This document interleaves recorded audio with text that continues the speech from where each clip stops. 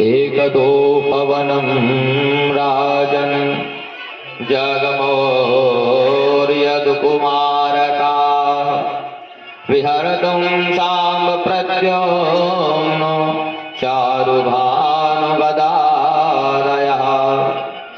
भगवान एक बार अपने समस्त नाती पोतों को लेकर के एक वन में घूमने के लिए जाते हैं। आज जैसे ही वन में भगवान पहुंचे, उस वन में भगवान एक वृक्ष की छांव में बैठ गए और सारे बच्चे खेलने लगे। खेलते खेलते उन सभी बच्चों को प्यास लगती है। आज जल की खोज करने लगते हैं। जलम निरोधके कूपे दद्रसो सत्वमद्भुतम्। आज वह जल की खोज करते करते एक कुएं के पास जाते हैं और जब कुएं के पास गए उसमें क्या देखते हैं? एक बड़ा भारी कृकलाशं गिरिनिभं वीक्ष्य विस्मितो मानसा। एक बड़ा भारी कृकलाश माने गिरगिट था, उसे निकालने के लिए प्रयत्न करते हैं। चरमजय स्थान्तवैः पाशैः बद्ध्वा पतितमर्भकाः। वह समस्त बच्चे सूत की रस्सी, चमड़े की रस्सी बांध करके उस गिरगिट को निकालने की चेष्टा करते हैं, लेकिन निकाल नहीं पाए। जब निकाल नहीं पाए तब जाकर के भगवान श्री कृष्ण के पास निवेदन करते हैं कि हे प्रभु, तत्रागत्यारविन्दाक्षो भगवान विश्वभावनः वीक्ष्यो जहारवामेन तम करेण सलीलया। भगवान उसी समय पर उस कुएं पर आए। भगवान बाएं हाथ से जैसे उसे पकड़ करके निकालने की चेष्टा किए, उसे भगवान अनायास ही बाहर निकाल लिए और वह सबके सामने एक दिव्य स्वरूप बना करके खड़ा हो गया। ऐसा चमक रहा था जैसे सोने का रंग चमकता है। उसका बड़ा सुंदर रूप हो गया। भगवान कहते हैं कि भाई आप कौन हो? किस कर्म के फल से तुम्हें गिरगिट बनना पड़ा? आप तो इसके योग्य हमें लग नहीं रहे हो। यदि तुम हम लोगों को यह बतलाना उचित समझो तो आप अपना परिचय में बतला सकते हो। तब वह राजा बतलाता है कि नगो नाम नरेंद्रो मीक्ष्वाकु तनयः प्रभो दानैष्वाख्यायमानेषु यदि ते कर्णमस्पृशम्। हे प्रभु महाराज, मैं इक्ष्वाकु का पुत्र राजा नग हूं। प्रभु यदि आपने दानियों में कभी नाम सुना होगा तो सबसे ऊपर मेरा नाम सुना होगा, सबसे पहले मेरा नाम सुना होगा। भगवान के जब इतने बड़े दानी हैं, किसका दान किया करते थे? तो वह राजा नग बतलाते हैं कि प्रभु मैंने अपने जीवन में दान तो बहुत किया, लेकिन सबसे ज्यादा गायों का दान किया। भगवान कहते हैं कि आप गायों का दान किए और गिरगिट की योनि में आपको जाना पड़ा। आप ऐसे बूढ़ी ठेड़ी गायों का दान करते रहोगे? कहते नहीं महाराज, मैं एक से बढ़ के एक सुंदर गायों का दान किया करता था। किस प्रकार की गाय? पयस्वनी तरुणी शील रूप गुणोपपन्ना कपिला हेम श्रृंगी न्यायार्जितारोप्य खुरा सवत्सा दुकूलमाला भरणा ददावहम्। हे प्रभु, मैं एक से बढ़ के एक दुधार गायों का दान किया करता था। नौजवान गाय, सीधी सुंदर सुलक्षणा, और प्रभु बढ़िया कपिला गायों का दान किया करता था। और इस तरह से नहीं, उनकी खुरों को चांदी से मढ़वा करके और सींग को सोने से मढ़वा करके मैं दान किया करता था। इस प्रकार प्रभु मैंने बहुत सारे यज्ञ किए, बहुत कुएं बावली बनवाए, हाथी घोड़े सोना चांदी रत्न आभूषण सब कुछ दान दिया प्रभु। तो भगवान कहते जब तुम इतना दान दिए, सब कुछ अच्छा दान दिए, फिर तुम्हें इस योनि में क्यों जन्म लेना पड़ा? तब वह बतलाता है कि प्रभु एक बार की बात है, कस्यचित् द्विजमुखस्य भ्रष्टा घोर मम गोधने संवृत्ता विदुषा सा च मया दत्ता दुजातयः। हे प्रभु एक दिन मैं एक ब्राह्मण को गाय दान में दिया। वह ब्राह्मण देवता गाय को ले गए अपने गौशाले में बांधे, लेकिन रात्रि के समय वह गाय उनके गौशाला से छूट करके मेरे गौशाले में आकर के मिली। और दूसरे दिन मैंने सैनिकों को आदेश दिया, मेरे सैनिक उसी दूसरी गाय को ला करके मुझे दिए। मैं दूसरे ब्राह्मण को गाय दान में दे दिया। इधर से वह ब्राह्मण गाय को ढूंढते हुए आ रहा था और इधर से यह ब्राह्मण गाय को लेकर के जा रहा था। रास्ते में दोनों ब्राह्मण मिले,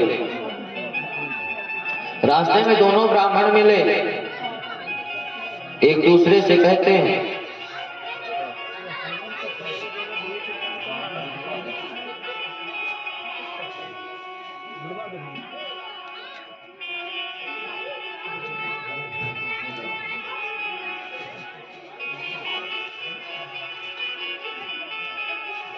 वह दोनों ब्राह्मण कहते हैं हे ब्राह्मण देवता यह गाय मेरी है। दूसरा कहता नहीं महाराज यह गाय मेरी है।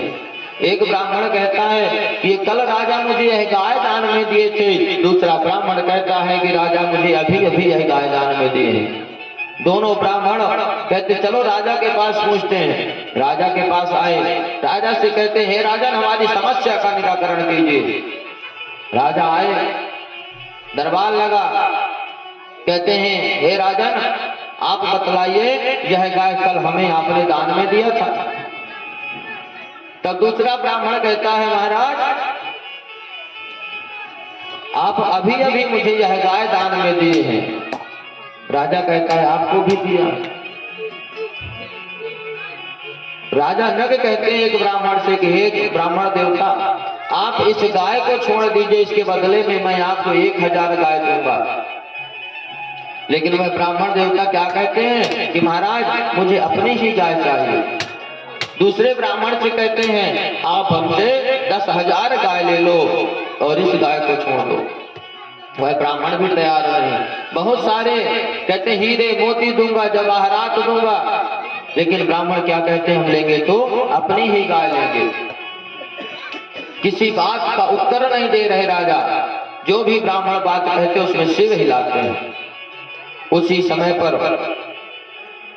राजा यहां तक पहुंच गए कि गवाम लक्षम प्रकृष्टानाम दास्यामीशा प्रदीयता, कि मैं एक गाय के बदले में 1,00,000 अच्छी उत्तम गाय दूंगा, लेकिन आप मुझे यह गाय दे दीजिए। मैं आप लोगों का सेवक हूं, मुझसे अनजान में ऐसा अपराध हो गया है। तब ब्राह्मण कहते हैं कि प्रभु राजन हमें दूसरी गाय नहीं चाहिए, लेंगे तो हम यही गाय लेंगे।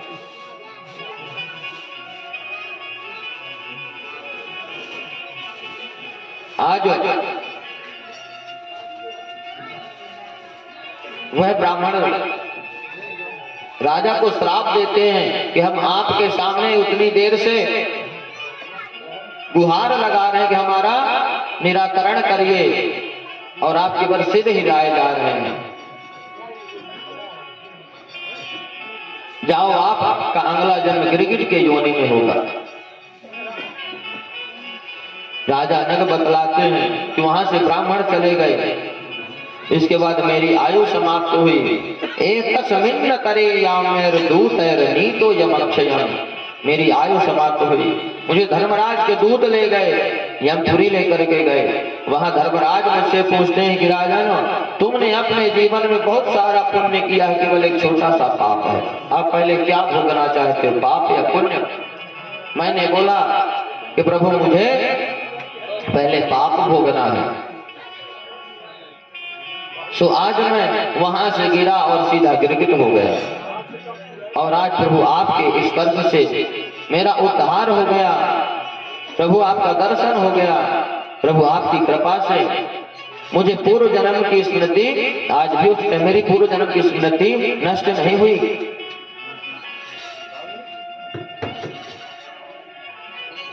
इस तरह राजा नग भगवान से कहते हैं, प्रभु अनुजानी हमारा कृष्ण यान्तम देव गतिम प्रभो यत्र क्वापि सतश्चेतो भूयान मे कृतपदास्पदम्। हे प्रभु, मैं अब देवताओं के लोक में जा रहा हूँ। प्रभु आप मुझे आज्ञा दीजिए कि मेरा चित्त सदा आपके चरणों में लगा रहे। हे प्रभु, नमस्ते सर्वभावाय ब्राह्मणे नंदसस्ताये कृष्णाय वासुदेवाय योगानां पतये नमः। हे प्रभु, आपकी शक्ति अनंत है। हे प्रभु, आप स्वयं परब्रह्म परमात्मा हैं। प्रभु, आप समस्त योगों के स्वामी हैं। प्रभु, आप समस्त योगियों के योगेश्वर हैं। प्रभु, मैं आपके चरणों में बारंबार प्रणाम करता हूँ। इस तरह राजा नग भगवान की स्तुति किया। इत्युक्त्वा परिक्रम्य पादौ स्पृष्ट्वा सुमौलिना। वह राजा नग भगवान की स्तुति किया, प्रणाम किया, परिक्रमा किया, और प्रणाम करके एक श्रेष्ठ विमान पर सबके देखते देखते सवार हुआ और वहां से चला गया। अब इधर ब्राह्मण राजा नग के चले जाने पर समस्त बालकों को भगवान अपने पास बुलाते हैं और भगवान अपने परिवार के समस्त बच्चों को शिक्षा देते हैं। आज ये शिक्षा भगवान दे रहे हैं और यह शिक्षा हमें भी मानना चाहिए जो भगवान दे रहे हैं अपने पुत्रों को। हम भी भगवान के ही पुत्र हैं। कृष्ण परिजनम प्राह भगवान देवकी सुतः। आज भगवान समस्त बालकों के समक्ष हैं और कहते हैं कि जिस तरह से एक यह राजा की स्थिति हुई तो जो ब्राह्मणों का थोड़ा से भी थोड़ा धन हड़प लेते हैं और वे ब्राह्मण के धन को बचा नहीं सकते। यदि हम ब्राह्मण का धन रखे हैं तो हमें पाप में जाना पड़ेगा। और ब्राह्मण का धन किस प्रकार है? नाहम हालाहलम मन्ये विषम यस्य प्रतिक्रिया ब्रह्मस्वं हि विषम प्रोक्तम नास्य प्रतिविधिर्भुवि। मैं हलाहल विष को भी विष नहीं मानता, लेकिन मैं ब्राह्मण के धन को परम विष मानता हूँ। जैसे यहाँ पर जो व्यक्ति हलाहल विष को पान करेगा केवल वही व्यक्ति मरेगा, लेकिन जो व्यक्ति ब्राह्मण का अपमान करेगा, ब्राह्मण का धन हरण करेगा, वह तो कुलम समूलम दहते ब्रह्मस्वारणिपावकाः। वह तो उसका तो कुल समूल के सहित नष्ट हो जाएगा। इसलिए ब्राह्मणों का कभी अपमान नहीं करना और ब्राह्मणों का कभी धन नहीं खाना। गोस्वामी तुलसीदास जी कहते हैं कि राम विमुख असहाल तुम्हारा रहा न को कुल रोवन हारा। जो भगवान से विमुख है, जो भगवान की बुराई करता, ब्राह्मणों की बुराई करता है, उसके कुल में कोई रोने वाला नहीं बचता। साक्षात उदाहरण रावण है। रावण का सारा कुल समाप्त हो गया था।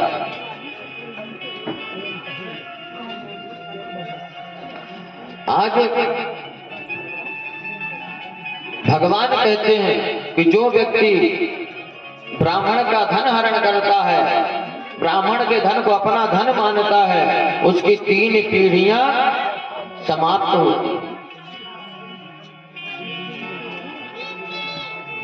लेकिन ब्रह्मस्वं दुरनुज्ञातं भुगतं हन्ति त्रिपुरुषं प्रसह्यतो बलाद् भुक्तं दस पूर्वान दशापरान। एक बार यदि ब्राह्मण का हम अपमान करेंगे तो हमारी 3 पीढ़ियां नरक में जाएंगी, लेकिन यदि हम ब्राह्मण के धन का हरण करेंगे तो हमारी 10 पीढ़ियां, 10 पूर्वान, 10 पीढ़ियां पहले की और 10 पीढ़ियां आगे की, वह सब समाप्त हो जाएंगी। और कहते हैं जो मूर्ख राजा ब्राह्मणों के धन को हरण करते हैं, उसे अपना धन मानते हैं, ब्राह्मणों को सताते हैं जो राजा, वह जानबूझ करके नरक में जाने का रास्ता साफ कर रहे हैं। अब जो व्यक्ति ब्राह्मणों की वृत्ति का हरण करता है, यह ब्राह्मणों के लिए बात, अभी तक तो सबके लिए बतला रहे थे, अब यहाँ पर ब्राह्मणों के लिए बात बतला रहे हैं कि विप्राणाम हृतवृत्तीनाम वदान्यानाम कुटुम्बिनाम। जो व्यक्ति ब्राह्मणों की वृत्ति छीन लेते हैं, ब्राह्मणों के भरण पोषण की वृत्ति का हरण कर लेते हैं, वह कुंभी पाके सुपच्यन्ते ब्रह्मदाया पहारिणः। वे कुंभी पाक नामक नरक में जाते हैं और वहां जाकर के खष्ट वर्ष सहस्राणि विष्ठायाम जायते क्रमे। कुंभी पाक नामक नरक में जाकर के 60,000 वर्षों तक विष्ठा का कीड़ा बनते हैं। और इसलिए कभी भी जान में अनजान में ब्राह्मण का धन हमारे यहाँ नहीं आने पाए, इस चीज का हमेशा ख्याल रखना। कभी भी स्वप्न में भी ब्राह्मण का अपराध नहीं करना, क्योंकि और आप सदा ब्राह्मणों की रक्षा करना।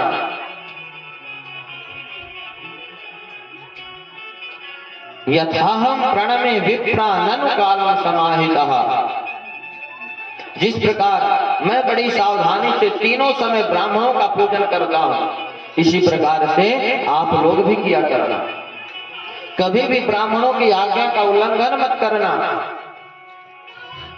और जो व्यक्ति ऐसा करता है उसे मैं कभी क्षमा नहीं करता, मैं हमेशा उसे दंड देने वाला हूं। आज इस प्रकार भगवान कहते हैं अजानंतमपि हीनम नृगम ब्राह्मण गौरिवो। जैसे ब्राह्मण ने गाय को अनजाने में दान कर दिया था और राजा नृग को नरक में डाल दिया गया था, इस तरह से आप दान देना, लेकिन संभल करके दान देना।